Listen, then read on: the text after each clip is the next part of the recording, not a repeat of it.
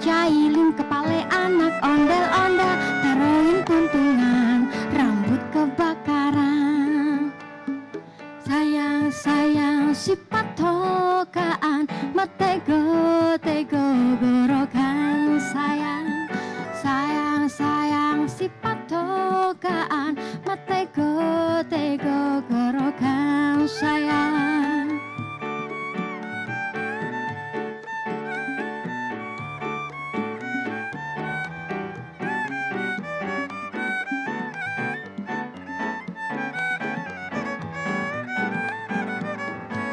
Meset ngapung luhur jauh di awang-awang, mebir genjang no bangun tayak karingrang. Suku narang koas rejong pamatuk nangelu, ngapak mega bari hiberna tarik nyuruh. Manuk tadali, manuk panggagahna, pelambang sakti Indonesia Jaya. Manuk tadali, pangka koncarana, resep ngahiji rukun sakabehna.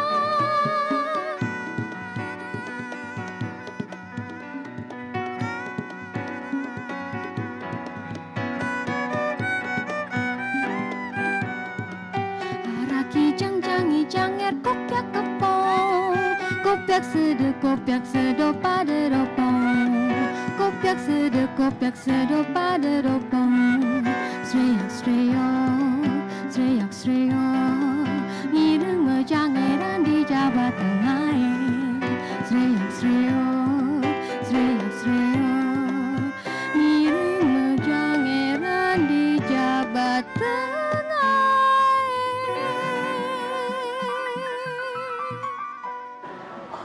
Baik, terima kasih Bionjes dan pemirsa, kembali lagi dalam talk show sidang bersama MPR, DPR dan juga DPD RI. Ya, Kembali lagi juga bersama kami masih di sini, saya Rini Reski dan juga rekan saya Suki Abdul, dan masih bersama dua narasumber kita, yaitu Bapak Didik Mukrianto dari anggota DPR RI fraksi Demokrat Dapil Jatim 9 dan juga Mas Billy Membrasar, staf khusus Presiden RI bidang inovasi pendidikan dan juga daerah tertular. Ya, kalau misalnya tadi pastinya di setiap sidang bersama ini kita tebak-tebakan nih pakaian apa yang dikenakan oleh Presiden Joko Widodo. Tapi tadi sudah dijawab oleh Presiden juga dalam pidatonya, ini menjelaskan terkait dengan apa pakaian yang digunakan. Ini adalah dari Tanimbar, Maluku. Sedangkan kalau misalnya Bu Puan Maharani ini menggunakan pakaian adat dari Dayak ya, Kalimantan Barat. Ini juga katanya dibuatnya 2,5 bulan. Mas Billy udah persiapannya sangat ini ya. Mas Billy udah dapat bocoran berarti? Kalau Bapak sudah tahu dong lebih. Iya. Yang pasti Mas Billy sudah tahu tadi kalau misalnya Pak Presiden sudah pakai adat apa ya Mas Billy ya? Sudah tahu. Ya, kalau kita membahas sedikit terkait dengan apa yang disampaikan Presiden, gimana Mas Billy? Jadi ada beberapa kata kunci ya. Pertama adalah maraton. Maksudnya maraton adalah melanjutkan hal-hal yang baik karena untuk mencapai tujuannya itu kayak lari maraton itu jangka panjang. Jadi nggak berhenti sampai di sini saja. Tetapi pemimpin berikutnya adalah bukan tentang siapa, tetapi tentang bagaimana dia melanjutkan. Yang kedua adalah transformasi SDM. Jadi SDM menjadi kata kunci di mana Presiden pengen agar Indonesia menjadi negara maju, dan kita sudah menjadi negara menengah nih. Menuju kepada negara maju kuncinya SDM. Makanya program-program beliau di periode kedua ini adalah berfokus kepada manusia. Dan yang ketiga kata kunci tadi hilirisasi juga. Hilirisasi ini ada perkawinan antara SDM dan SDA. Ya. Jadi SDA percuma kaya kalau manusia nggak mengelola. Ya, manusianya ini yang membuat yang menjadi penanda manusia yang terlibat adalah hilirisasi. Lalu bagian keempat yang sangat penting adalah inclusivism. Oke. Semua orang terlibat, bahwa apa yang kita capai hari ini adalah kerjasama semua pihak. Bahwa program-program Presiden juga menjangkau yang lain ya, masyarakat pada umumnya gitu. Oke, ini kita juga pastinya dalam video juga ada Presiden Republik Indonesia juga Wapres akan menuju ke istana kembali dan akan kembali pada kawasan Senayan Jakarta ini pada pukul 1. Kalau Pak Didi tadi kan sudah disampaikan ada 4 poin penting. Kira-kira kalau dari Pak Didi ini mau berlanjut atau mau perubahan? Iya. Kan kita tahu ya Mas Didi ya. Iya. Dari sisi Pak Didinya bagaimana nih? Jelas kalau kita melihat harapan kita semuanya, termasuk Pak Jokowi, kita semuanya berharap Indonesia maju. Tentu perubahan itu hal yang sangat kita harapkan bersama. Berubah menjadi baik, berubah menjadi maju, berubah menjadi lebih inklusif. Ini kan harapan kita semuanya. Tapi menarik memang di pidato Pak Jokowi hari ini, tentu kita masih ingat pada saat beliau di Pilpres kedua, masuk Pilpres kedua, salah satu janji beliau adalah bagaimana kemudian melakukan atau fokus kepada pembangunan manusianya. Iya. Nah, saya pikir ini kebijakan yang tepat begitu, karena bahwa seperti saya katakan tadi bahwa sumber daya manusia ini adalah aset terbesar bangsa ini ketika kita ingin maju, ketika kita ingin mencapai puncak keemasan kita, apalagi jika dihubungkan dengan bonus demografi sangat real. Namun disinilah ruang bagi pemerintah untuk memastikan bukan hanya bonus demografi, tapi lagi-lagi kualitas demografi ini menjadi penting. Menambah skill, kemudian memperkuat daya saing, kemudian meningkatkan produktivitas. Ini adalah sesuatu hal yang wajib dilakukan oleh pemerintah ini. Makanya ke depan tentu kita harus kawal dan kita harus pastikan bahwa seluruh keberpihakan kebijakan pemerintah termasuk anggarannya adalah harus dipastikan bagaimana kemudian membuka penguatan-penguatan dan kesempatan-kesempatan terkait dengan daya saing SDM ini menjadi hal yang fundamental begitu. Nah, untuk itulah tidak ada cara lain kecuali bagi pemerintah selain mempersiapkan generasinya SDM-nya, skill-nya, daya saingnya, tentu pembukaan lapangan-lapangan kerja ini juga menjadi penting. Jangan sampai kemudian bonus demografi ini ruangnya sempit, kesempatan kerjanya tidak banyak, pengangguran terbukanya tidak terserap. Jika itu yang terjadi, maka bonus demografi yang kita harapkan ini jauh dari angan-angan. Bonus demografi ini harus diiringi dengan kesempatan bekerja, kemudian ruang berusaha yang juga terbuka gitu, sehingga kita berharap bahwa mudah-mudahan ekonomi Indonesia ini juga bertumbuh dengan baik. Seiring pertumbuhan ekonomi yang baik, stabilitas politik yang baik, maka iklim investasi juga akan menjadi membaik, sehingga investasi akan masuk, kemudian industri akan berkembang. Disitulah ruang-ruang bagi SDM ini untuk terserap secara masif dan bisa membuktikan produktivitasnya. Nah, fungsi SDM yang tadi Pak Didi bilang nih, Mas Billy ya. Iya. Bisa menjelaskan untuk pendapat Mas Billy sendiri dari sisi pemerintah. Fungsi SDM dan juga tadi terkait ujung-ujungnya masalah anggaran. Ya, jadi kalau kita lihat tadi saya sudah sampaikan di segmen pertama bahwa Presiden patuh kepada Undang-Undang APBN, di mana 20% dari perancangan APBN itu selalu adalah untuk pendidikan ya. Pendidikan sebagai kunci daripada pengembangan SDM. Lagi-lagi dari kelas menengah, Indonesia sekarang di kelas menengah nih. Untuk naik kelas ke negara maju, kuncinya itu SDM. SDM yang akan mendobrak, SDM yang berinovasi, SDM yang terlibat penuh. Nah, itulah sebabnya kepatuhan kepada Undang-Undang APBN, kemudian berbagai program-program yang menyasar SDM. Tadi kita lihat stunting, Presiden menyentuh stunting. Itu yang lagi dikejar saat ini ya? Iya, sudah stunting. turun ya, sudah Betul. turun jauh ya dari angka sebelumnya. Kemudian angka pengangguran kita lihat juga turun ya, masih 5% tetapi sudah turun drastis. Dan itu menandakan bahwa inklusivitas dari SDM ini menjadi kunci juga dari arahan strategi pembangunan Presiden Jokowi. Gitu. Tapi kalau kita berbicara tentang masalah pengangguran, kenapa justru banyak pemuda-pemuda yang ada di Indonesia ini justru pindah warga negara mencari pekerjaan yang lebih baik di luar? Nah, ini yang menjadi topik diskusi hangat ya. Ada dua. Pertama adalah masalah brain drain. SDM muda Indonesia nggak balik-balik setelah sekolah. Ya, kemudian yang kedua nih alumni penerima LPDP yang juga nggak pulang-pulang setelah mendapat beasiswa dari pemerintah. Padahal mereka ini kunci-kunci SDM yang akan mendorong pembangunan Indonesia. Nah, ini Presiden udah singgung berkali-kali dalam pidatonya. Beliau bilang pulang, dan pulang. Mau gaji lebih kecil dikit, tapi lebih nikmat, lebih nyaman tinggal di rumah sendiri. Saya aja nih ya, sekolah sampai ke beberapa negara, saya memutuskan pulang karena nggak ada negara yang lebih indah, rumah yang lebih nyaman daripada rumah sendiri Indonesia. Tapi begini, Kira-kira Mas apa Billy. strategi dari pemerintah? Tapi ini juga ada persoalan yang ada di depan mata kita gitu. Oke, ya sedih kalau kita melihat putra-putra terbaik bangsa kemudian menempuh pendidikan di luar negeri, dibiayai negara, kemudian tidak pulang ke negaranya, bahkan miris kalau melihat kemudian ada yang pindah ke warga negaraan hanya sekedar mencari nafkah. Nah, ini pertanyaan besar, PR besar yang harus kita jawab. Ada apa di Indonesia gitu? Karena memang betul yang dikatakan Bung Billy, sebetulnya effort pendidikan itu sudah amanah undang-undang.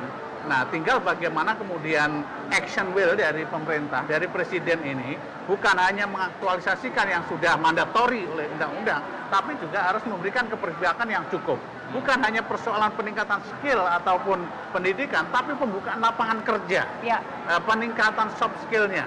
Nah ini juga menjadi PR yang harus segera dicarikan jalan keluar. Nah kalau kita melihat bahwa tadi dikatakan betul, harus kita akui bahwa TPT, tingkat pengangguran terbuka memang turun gitu. Tapi ya masih relatif kecil, tapi celakanya adalah bahwa pengangguran terbuka itu salah satunya adalah terserap karena sektor informal. Nah, sektor informal itu volatility-nya sangat tinggi, sangat tergantung pada kondisi ekonomi.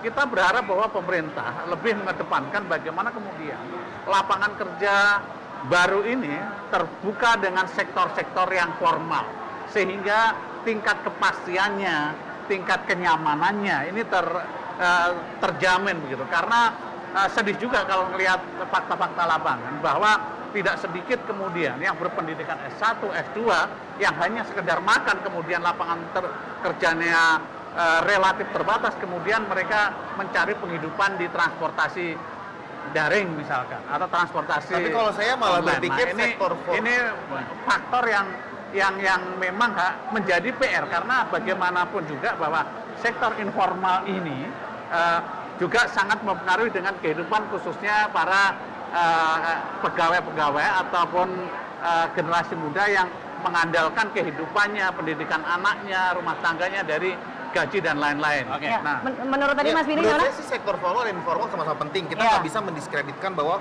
sektor formal yang harus kuat, sektor non formal tidak penting. Karena kenyataannya kalau kita melihat sejarah, pada saat Global Financial Crisis 2008 yang menjadikan Indonesia kuat. Ya. Pada saat terjadi vulnerability yang tinggi di negara-negara lain, Indonesia menjadi satu-satunya negara dengan pertumbuhan ekonomi yang positif, itu karena sektor non formal atau sektor informal kita yang begitu kuat.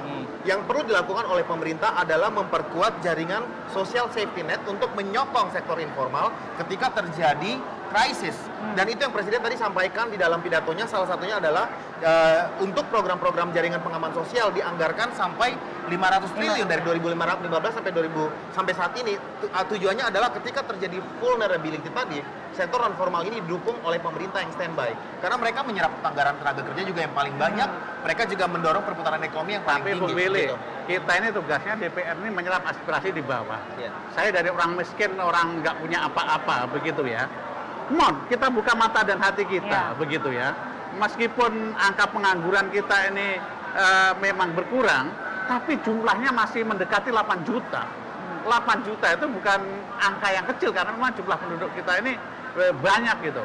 Tidak sedikit kemudian masyarakat yang di bawah yang kita temui di lapangan, termasuk juga adik-adik karang ternak di bawah sebagai pekerja sosial, melihat persoalan-persoalan mendasar yang juga masih butuh uluran tangan kita. Ya. Kebijakan itu ya diharapkan bisa langsung menyentuh, langsung responsif terhadap kebutuhan masyarakat. Bukan kemudian kita bermain di angka-angka saja, tapi come on, ayo kita bicara bukan hanya sekedar angka. Jumlah 8 juta itu terlalu besar untuk Jadi kita kira-kira bicara apa yang salah nih dari kebijakan? Apakah ada yang salah atau Ya. harus yang diperbaiki? Tapi jangan kemana-mana, pastikan kita akan saksikan editorial parlemen berikut ini.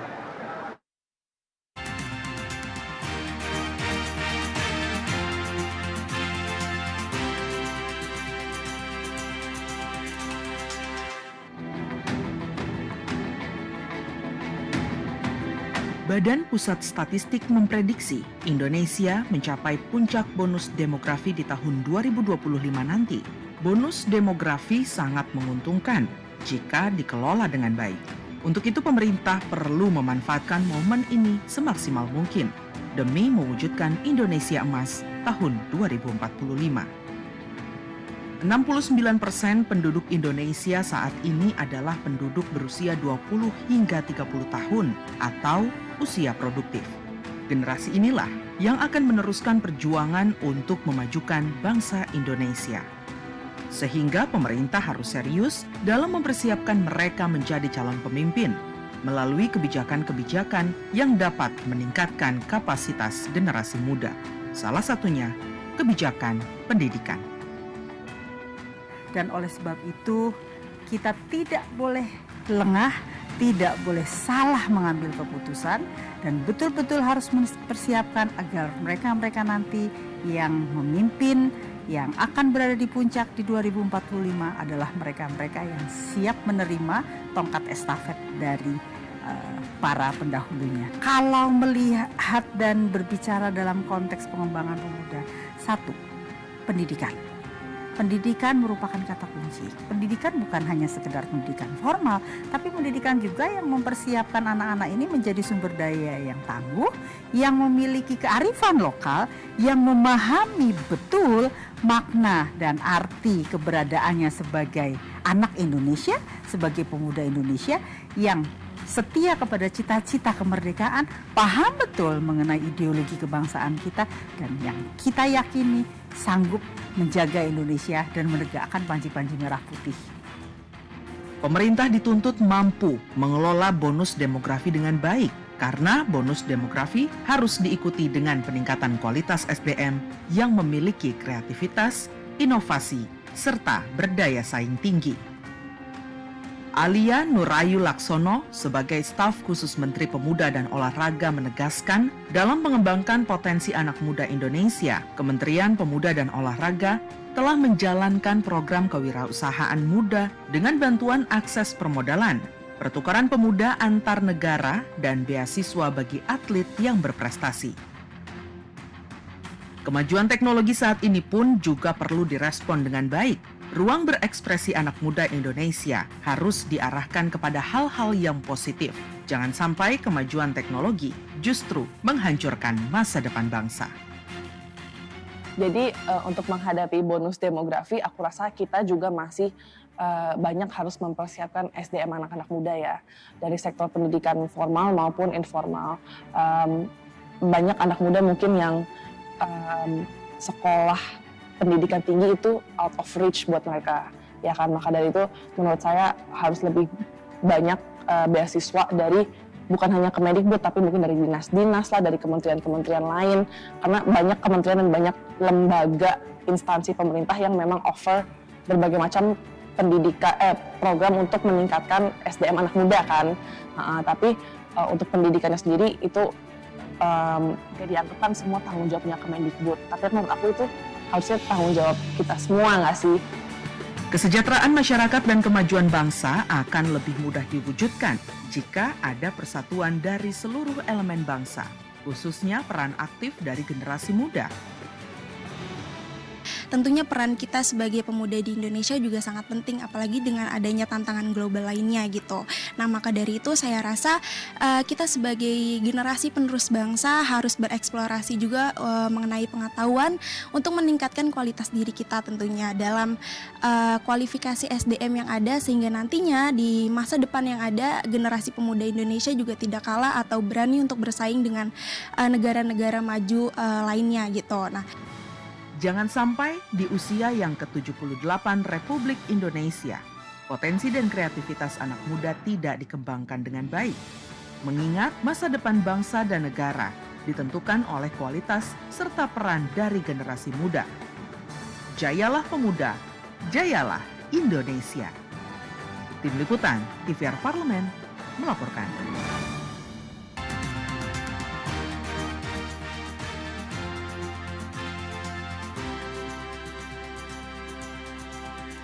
Kembali lagi di program spesial sidang bersama DPR, DPD dan juga MPR. Pak Didi, Mas Billy, jadi apa yang salah dari kebijakan yang sudah dilakukan pemerintah sejauh ini? Dan mumpung ini menyambut HUT RI ke-78, kira-kira apa yang bisa Pak Didi, Mas Billy harapkan dari sisi sebagai oposisi, dari sisi pemerintah? Ya, dari sisi pemerintahan. Nah, Pak Didi dulu. Ya, kita tentu berharap bahwa di usia 78 tahun Indonesia ini, tentu pemaknaan dari kemerdekaan ini, maka generasi muda ini juga harus mewariskan sifat kejuangan para pendahulu kita, menjaga persatuan, kemudian memperkuat fondasi dan legacy kepribadian, menjaga nilai-nilai bangsa ini menjadi penting begitu ya. Nah, bicara oposisi, bicara koalisi ini kan hanya pada posisi, semuanya punya kontribusi yang sama untuk membangun bangsa. Sebuah bangsa yang kuat, sebuah bangsa yang besar adalah akan terus husnul khotimah dalam track pembangunannya, track perjuangannya, jika ini ada check and balances.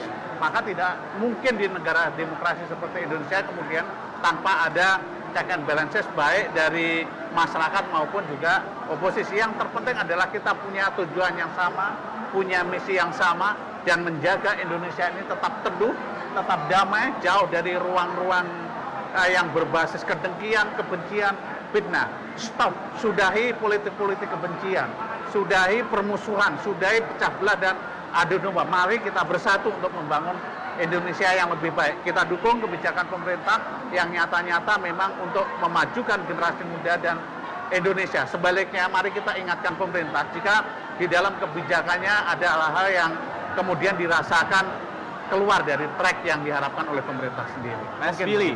Ya, Jadi kalau tadi pertanyaannya apa yang salah, seolah-olah salah gitu kan. Yang namanya pembangunan itu sebuah proses perjalanan dari titik A ke titik B. Kita tadi beliau sampaikan proses path yang perlu kita tanyakan apakah kita sudah dalam track yang benar atau enggak. Kita belum mencapai titik B bukan berarti kita gagal, karena prosesnya panjang nih perjalanan. Yang kita lihat IPM angkanya naik, Indonesia 72, akses pendidikan naik, pengangguran berkurang, kemiskinan berkurang, Indonesia menjadi negara kelas menengah. We are on the right track. Kita Mungkin sudah di jalan pertanyaannya benar. bagaimana melakukan akselerasi agar Indonesia menjadi negara maju, itu yang penting. Tadi disampaikan check and balance. Check and balance butuh partisipasi. Partisipasi siapa? Partisipasi masyarakat. Siapa masyarakat? Ingat, hampir 70% masyarakat Indonesia nanti adalah anak muda. Jadi kita berpartisipasi, kita ikut kontribusi, dan kita optimis. Presiden Jokowi telah memulai hal-hal yang baik. Mari kita lanjutkan hal-hal yang baik ini. Kita akan menuju kepada Indonesia maju, Indonesia emas seperti yang kita cita-citakan bersama. Negara terkuat nomor 5 di dunia, itu akan tercapai dengan cepat kalau kita semua berpartisipasi. Mas Billy optimis? Sangat optimis. Kalau saya nggak optimis, saya nggak pulang ke Indonesia. Saya pulang karena saya optimis. Negara ini akan jadi negara maju. Sesuai dengan tagline-nya hari ulang tahun Indonesia yang ke-78 ya, terus maju untuk Indonesia maju. Betul. Oke. Nah, misalnya ini adalah akhir dari spesial ataupun juga program spesial kami TVR Parlemen dalam rangka sidang bersama DPR, MPR dan juga DPD RI terkait dengan semangat kemerdekaan mewujudkan mimpi negeri. Terima kasih Pak Didi Mukrianto, anggota Komisi 3 Fraksi Demokrat dan sekaligus Ketua Umum dari Pengurus Karang Taruna dan juga Ketua Umum PB Rugby Indonesia, Mas Billy Mambrasa. Terima kasih sudah sudah meluangkan waktunya sampai di Amerika Serikat, sekarang sudah di DPR RI. Terima kasih sekali lagi sudah Demi menyempatkan Indonesia. waktunya demi Indonesia. Merdeka! Merdeka, saya Suki Abdul dan juga rekan saya. Hari ini Reski, sampai jumpa di talk show spesial sidang bersama tahun depan pastinya. Dan jangan lupa untuk saksikan sidang bersama juga. Nanti talk show ada acara juga. Betul, jam 13.00 waktu Indonesia Barat bersama dengan rekan kami Alfat Rizky dan juga Elisa Purba. Dan seluruh kerabat kerja bertugas mengucapkan terima kasih dan sampai jumpa.